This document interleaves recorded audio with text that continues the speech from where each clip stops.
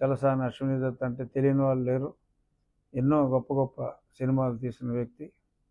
అలాగే నాగ్ అశ్విన్ దత్ గారి అల్లుడు నాగ్ అశ్విన్ డైరెక్షన్లో ఈరోజు ఉదయమే తెల్లవారుజామున ఎర్లీ మార్నింగ్ షో 4:15కి చూడటం జరిగింది.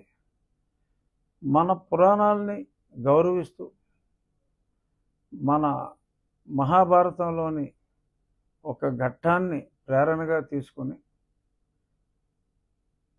పాండవుల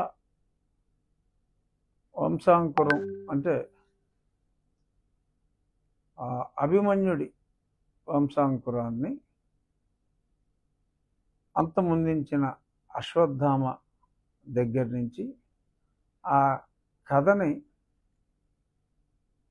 తీసుకెళ్ళిన విధానం అంటే మన మైథాలజీలో స్టార్ట్ అయ్యి అక్కడి నుంచి టెర్మినేటరు, స్టార్ వార్సు ఇటువంటి చిత్రాలను తలదిన్నే రీతిలో ఆ అవుట్లైన్తో మళ్ళీ క్లైమాక్స్కి వచ్చేటప్పటికి మళ్ళీ పురాణం క్యారెక్టర్స్ని తీసుకొచ్చి కల్కి 2 ఎప్పుడు వస్తుందా అని కట్టప్ప బాహుబలిని ఎందుకు చంపాడని చెప్పి అప్పుడు ఎంత టెన్షన్ పడ్డారో జనం. ఇప్పుడు ఏమవుతుంది అంటే ఇట్స్ డిఫరెంట్ సినిమా. అంటే ఇది పౌరాణికం అనాలా, సైన్స్ ఫిక్షన్ అనొచ్చు, అన్నీ కూడా వండర్ఫుల్లీ ఎగ్జిక్యూటెడ్ ప్రాజెక్ట్.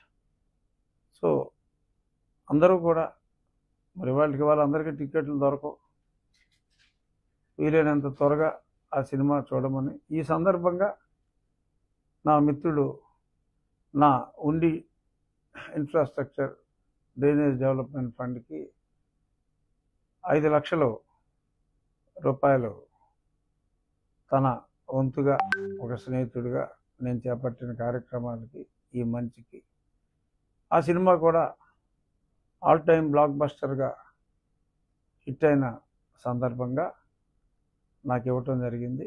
అందుకు నా మిత్రుడు అశ్విని దత్కి నా హృదయపూర్వక నా ఉండి నియోజకవర్గ ప్రజల తరపున నా హృదయపూర్వక ధన్యవాదాలు తెలియజేస్తున్నాను. మళ్ళీ కమింగ్ బ్యాక్ టు మా డెవలప్మెంట్ వర్క్,